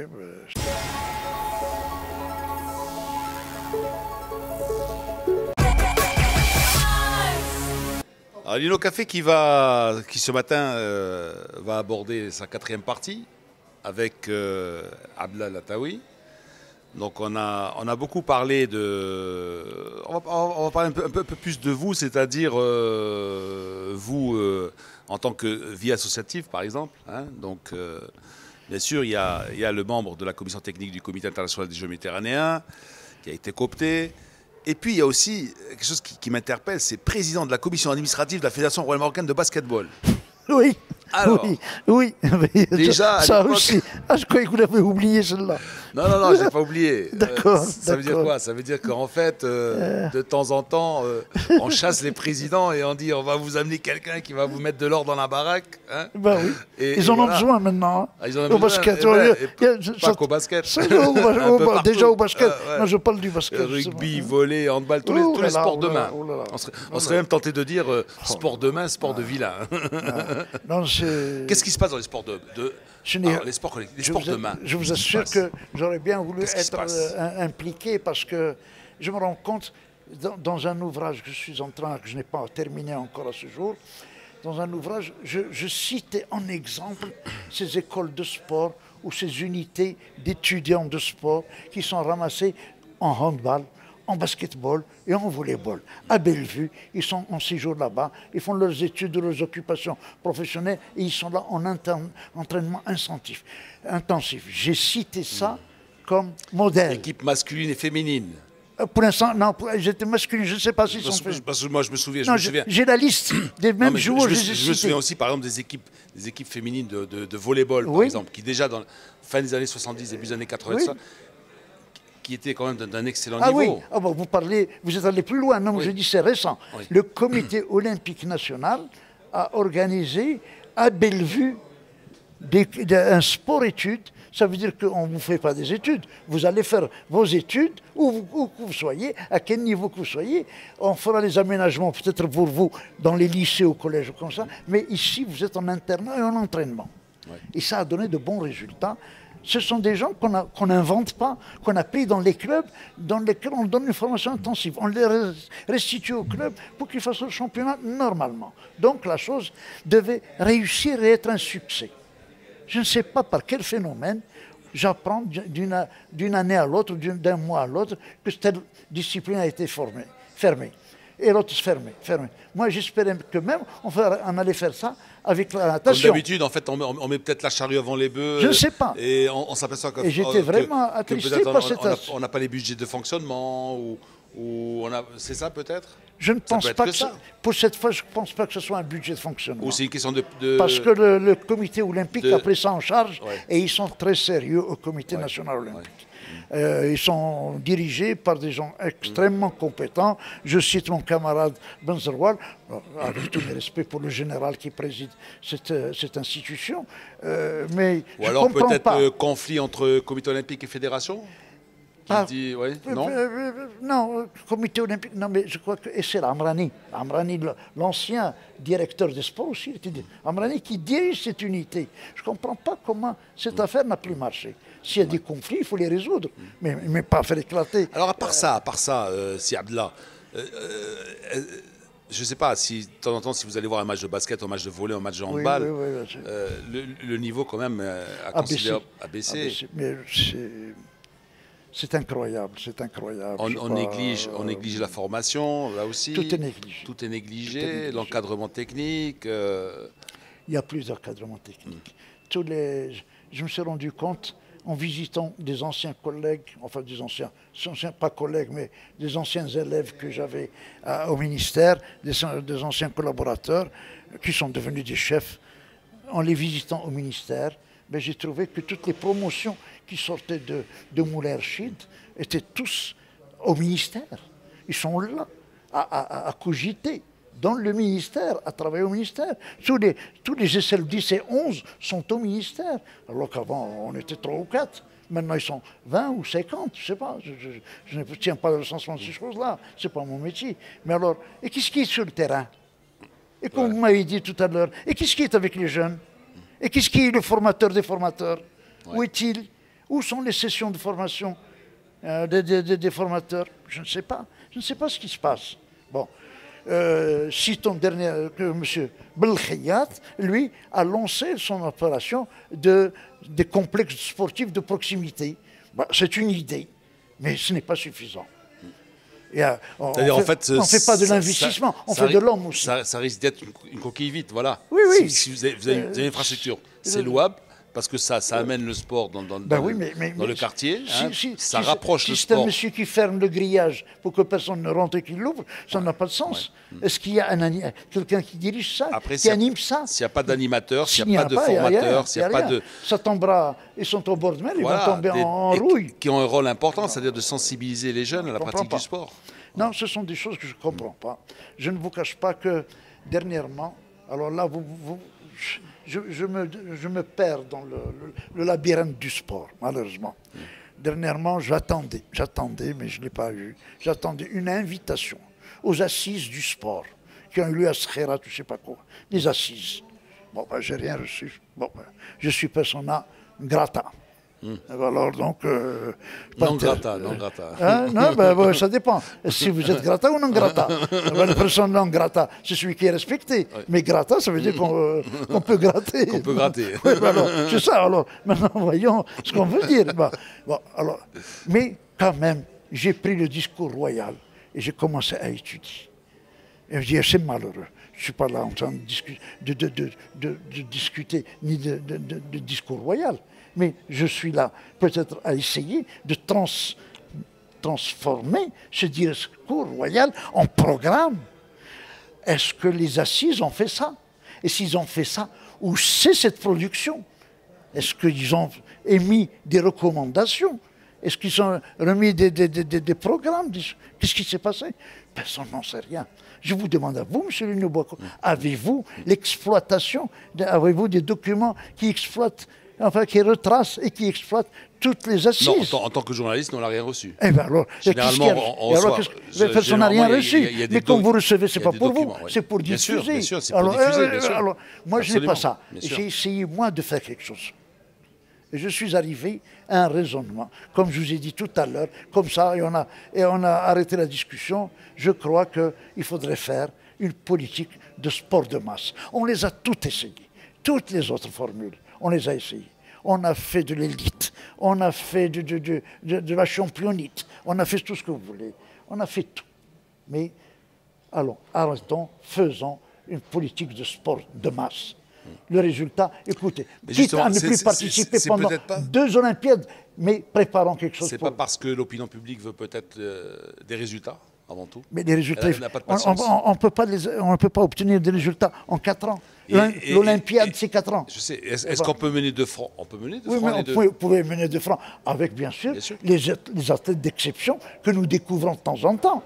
Et Aziz Daouda est mieux placé, notre ami commun, pour vous dire que lui a détecté et ils ont honoré le pays. Hein, on les a, ceux-là. Mais en attendant d'avoir de la masse qui représente, faisons-la et prenons-la dans la masse.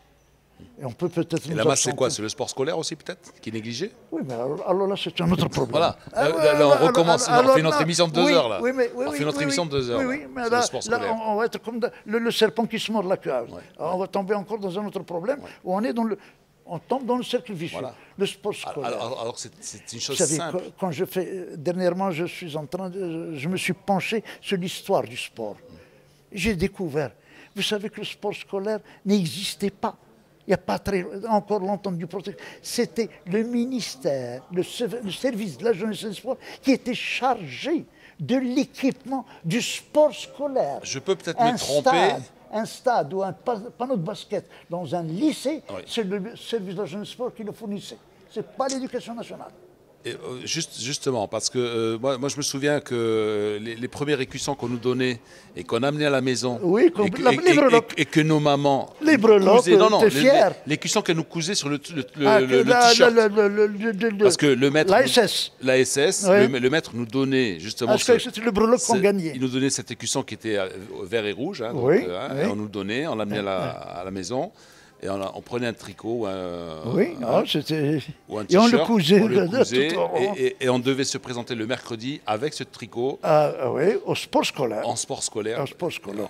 Maintenant, et là, on trouvait les cadres. On trouvait les gens, et le terrain était là, et le matériel était là, et les gens sont attendus. Parce que c'est... En fait, qui nous a fait... Moi, personnellement, comment j'ai découvert le rugby? Moi, j'ai dans une famille de footballeurs. D'ailleurs, c'était un petit peu le scandale, hein, de jouer au rugby dans une famille de footballeurs. Mais c'est mon prof de gym, c'est un prof de gym qui m'a pris, qui m'a dit, toi, tu vas jouer au rugby. Tu vas jouer au rugby. Voilà. Et donc, vous aviez la taille du rugby, pas celle du footballeur. Voilà, c'est sûr, c'est sûr. Bon, quoique Ibrahimovic, aujourd'hui, pour faire peut-être un bon deuxième ligne. Oui, mais il est plus maigre que vous. Oui, ça c'est vrai. Moins costaud, quand même. Moins costaud. Plus riche que moi aussi.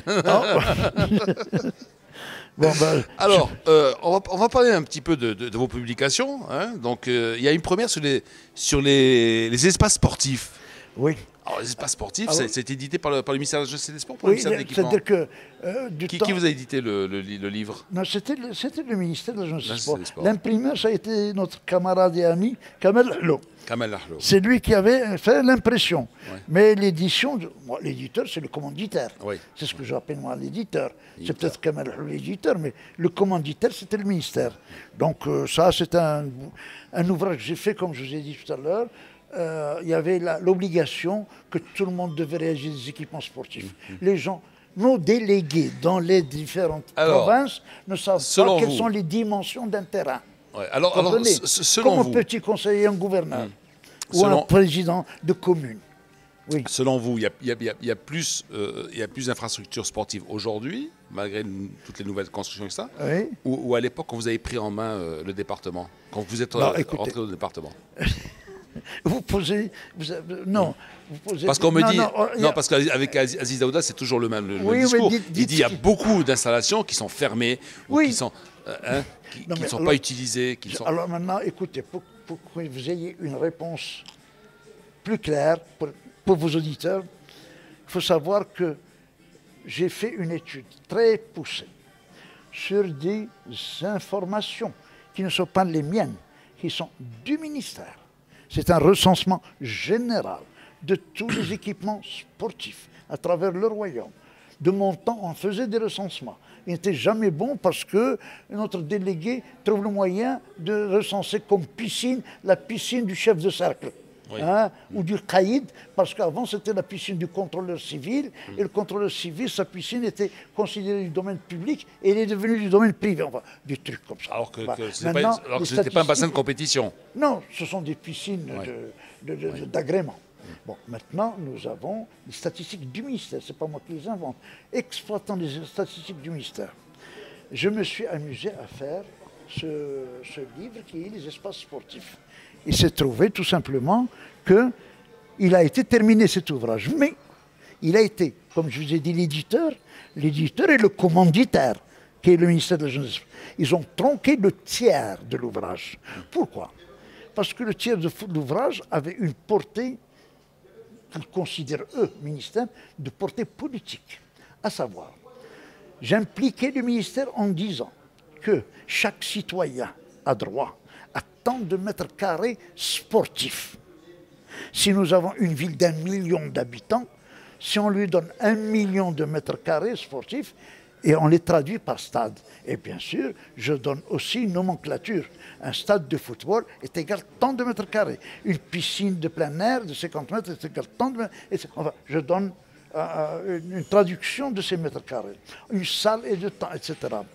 Eh bien, il s'est trouvé tout simplement qu'ici au Maroc, nous avons une surface utile sportive de 1,5 m² par habitant.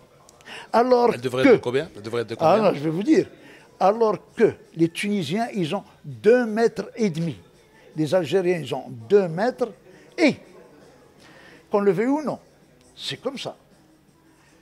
Spaziosport, qui est italien, je l'ai, et j'ai les statistiques, mais j'ai pris ceux qui sont les plus abordables. La France est à 100. 600, nous sommes à 1,5, la Tunisie 2,5 et l'Algérie à 2. Ça vous donne une idée. Alors, j'ai exhorté le ministère à répondre aux besoins de mètres carrés sportifs. Alors, je vous ai dit que c'était l'unité 100, mais la France, en réalité, elle a 9 mètres carrés par habitant. Ouais. C'est comme ça que j'ai pris un exemple européen, et j'ai pris les camarades du nord de l'Afrique. Alors, vous avez consacré aussi un ouvrage aux Jeux méditerranéens, l'histoire des Jeux méditerranéens. Oui. Et actuellement, vous avez un ouvrage qui est en cours, vous écrivez sur l'histoire du sport au Maroc. Alors là, on me dit du XVIe siècle, c'est bien du XVIe siècle? Oui. Avec Attendez. Alors, vous avez parlé le deuxième, c'est les Jeux méditerranéens. Oui, alors effectivement, étant dans la commission technique des Jeux méditerranéens, avec les amis de la commission technique, et du temps, comme vous avez évoqué tout à l'heure, d'Arthur Takash, je lui ai soumis le projet de quand même, il faut que ça... J'ai peur qu'avec le temps, il y ait de la déperdition. Si nous pouvions saisir, au moins, comme ça, si c'est perdu, et c'est saisi, c'est collationné quelque part, et ça remonte à 51, je voudrais bien qu'on sache combien il y avait de participants en 51, combien il y avait de sports pratiqués, quand est-ce que la femme a intervenu dans le sport méditerranéen, etc., etc. Et dans quelle discipline. Et alors, je suis arrivé, à un moment donné, à collationner toutes ces choses-là. J'ai même fait 2 voyages sur Athènes, où il y a le siège chez M. Philaretos, qui était le secrétaire général du CIGM. Je suis allé voir ses archives, tout ça. J'ai puisé là-dedans aussi. Et j'ai dressé un livre qui est assez respectable, puisqu'il donne même quelques données démographiques et quelques données géographiques, et même quelques données économiques, sur le PIB, le PNB, etc. J'ai trouvé que ça n'a pas d'intérêt. Et je voulais, pour mes amis techniciens, dont Aziz Daouda, puisque vous l'évoquez si bien... En fait, c'est un livre technique pour les techniciens du sport. Non. Ça, c'est pour les gens. Non, c'est pas de la lecture. Ouais. Non, c'est pas de la lecture. Non, mais il y a des courbes après. Après, il y a des courbes. Non, mais une institution comme le CIGM, par exemple, devrait être preneur. Ben oui, d'un tel document. Non, mais ou peut-être même le comité olympique marocain, alors dans ce cas-là. Oui, mais personne n'a été preneur. Peut l'éditer. Oui, mais il n'a pas été pris par personne. Il est vrai que je l'ai offert à un comité d'organisation, il ne l'a pas pris. Ben, j'ai ramassé, je l'ai distribué à mes collègues, puisqu'ils ont chacun, en ce qui le concerne, participé.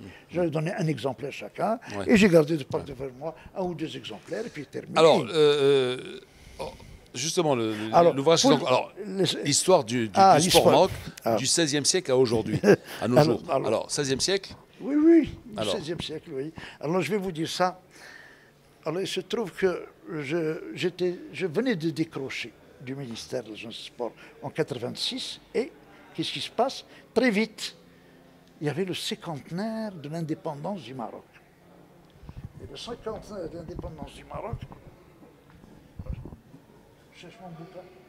Alors, le 50aire d'indépendance du Maroc fait que tout le monde est appelé à dresser des bilans, vous comprenez? On dresse des bilans, on fait des choses de ce genre-là. Et alors, qu'est-ce qui s'est passé? J'ai dit, il faut peut-être faire quelque chose pour le sport. Et je me suis attaché à faire le 50aire du sport marocain. Mais le 50aire du sport marocain s'est terminé en 2004. Et jusqu'à ce jour, depuis 2004, je n'ai pas trouvé preneur de cet ouvrage, qui comporte quelque chose comme 2000 pages. Bon. Ce qui fait que ce n'est plus 50 années de sport, c'est devenu l'histoire du sport. Et quand je voulais parler d'histoire du sport, j'étais obligé, peut-être de faire un petit peu marche arrière. C'est pas 50 ans, c'est pas depuis l'indépendance. Il y avait quelque chose avant l'indépendance. Ouais. Il y avait des bonnes barques, il y avait du Marcel Saldan, il y avait du Damicio, il y avait je ne sais pas qui. Mais c'est l'éternel politique, polémique, je veux dire, où on dit est-ce qu'il faut comptabiliser les titres du Wydad avant l'indépendance. Pourquoi pas. Quand même, le Wydad, c'est quand même une équipe qui était championne du Maroc, on le veuille ou non. Et pourquoi non, monsieur Bakou? Alors, je vais vous dire mieux que ça. Vous savez que les libertés publiques... Le foot n'a pas commencé en 55 mais le droit associatif, nous avons forcé la main à la France. On lui a forcé la main par la création des ASS. C'est les ASS, les associations sportives scolaires, qui ont fait que le mouvement associatif a été toléré par le protectorat et qui s'est généralisé. Et c'est là où un Wydad s'est créé.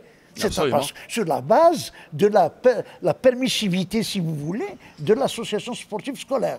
Pourquoi elle dit que d'enfants, elle est autorisée par... Alors, partant de là, j'ai dit, mais il y a eu une certaine élite avant, il y a eu un certain sport, quel qu'il soit. Alors je suis monté loin, puis j'ai dit quand même, il ne date pas que du protectorat. On a parlé mais avant le protectorat, y avait-il quelque chose?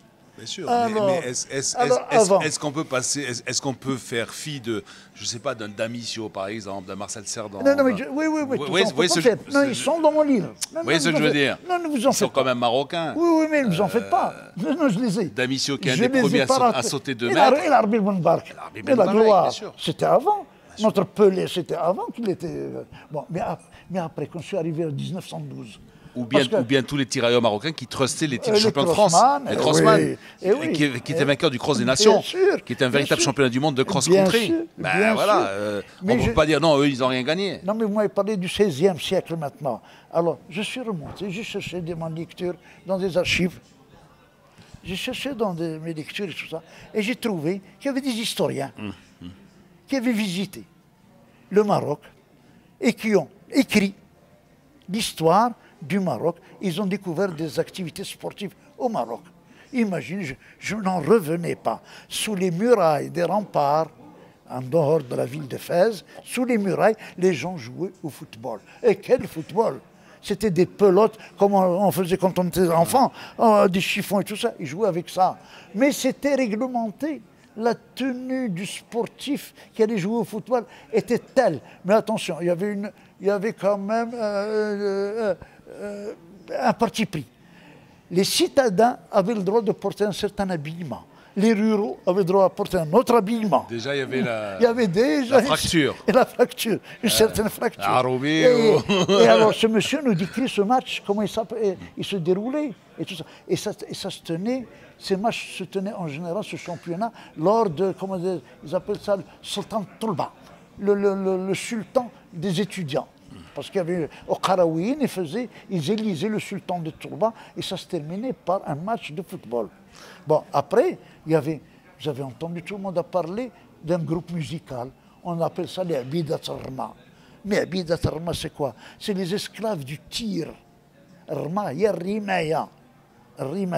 Et quand on remonte comme ça, et alors il y a les clubs des régions, il y a comme le Wydad de Casablanca, il y a les Abidat Rma de Tanger, et les Abidat Rma de Hoceima. Il y avait beaucoup de choses comme ça. Alors, puis quand on revient au précepte et au dire de notre prophète qui dit enseignez à vos enfants les 3 sports principaux, le tir, la natation et l'équitation. Ouais. Et ça figure aussi. Siabla, ça a été un plaisir de vous avoir avec nous ce matin. Hein. En fait, je me demande même si on ne va pas remettre ça un jour, un autre week-end. Il va falloir qu'on continue. Il va falloir qu'on continue. Alors, justement, est-ce que rapidement, parce que maintenant, bon, ensuite, on va lancer le 4e air d'opéra, puisque nous sommes en pleine. Eh bien oui. Donc, est-ce qu'il y a un 4e temps? Non. Oui. Vous avez encore un 4e temps? Non, ça c'est terminé. C'est terminé. On a terminé là. Oui. Alors, rapidement, comment le sport serait-il à même de constituer un outil, je dirais, important au plan de l'éducation et de la promotion sociale? L'éducation, il n'y a aucun doute. Et depuis tout le temps, on a fait du sport pour éduquer. Ouais. pour éduquer. Et ce n'est pas moi qui le dis, c'est tous mes anciens. Et notre prophète l'a dit. Éduquez vos enfants en leur enseignant. On ne va pas l'inventer aujourd'hui. Promotion sociale. Aussi. Maintenant, je vous demande, hein, ceux qui savent quand même exploiter les richesses qui racontent du sport, ce ne sont pas les gens socialement développés et socialement arrivés. Prenons nos champions, que vous connaissez très bien. J'ai appris que Mme Nawal Moutaoukil, par le sport, veut devenir présidente du CIO. Vous ne trouvez pas que c'est de la promotion sociale, vous, ça? Absolument. Ben, je crois que je n'ai plus rien à dire sur ça. Absolument. Hein? Ça serait un itinéraire extraordinaire. Extraordinaire. Bon, c'est une prétention qu'elle a. On lui souhaite tout le succès, mais enfin... Si Abdallah, on va se quitter en compagnie de Mario Del Monaco, un autre ténor. Alors, Nessun Dorme, c'est un air de la Turandot. Et qui le chante, de Puccini, et c'est Mario Del Monaco, justement. Del Monaco. Il est de Monaco? Non, il est italien, il s'appelle Mario Del Monaco. Del Monaco, ouais. Del Monaco. En fait, ça pourrait peut-être se traduire par Mario Dumoine. Du moine, le Monaco, c'est le moine. Monocal. C'est ça, monocal. Voilà, ça, monacal. Voilà. Del Monaco. Mario Dumoine. Oui, les Français, ils auraient pu... En fait, si son père avait émigré en France, on l'aurait appelé Mario Dumoine. Pas des moines, mais du moine. Voilà, c'est l'enregistrement de 1948. On va se quitter avec Mario Del Monaco, Nessun Dorme, la tournée de Puccini. Merci encore à Abdallah Lataoui qui a été avec nous ce matin. Ce week-end, et ça a été un véritable bonheur de vous avoir avec nous. Hein, et je vous dis à très bientôt. Je serai à votre disposition. Barakallahu fik, Sidi Abdallah. Barakallahu fik.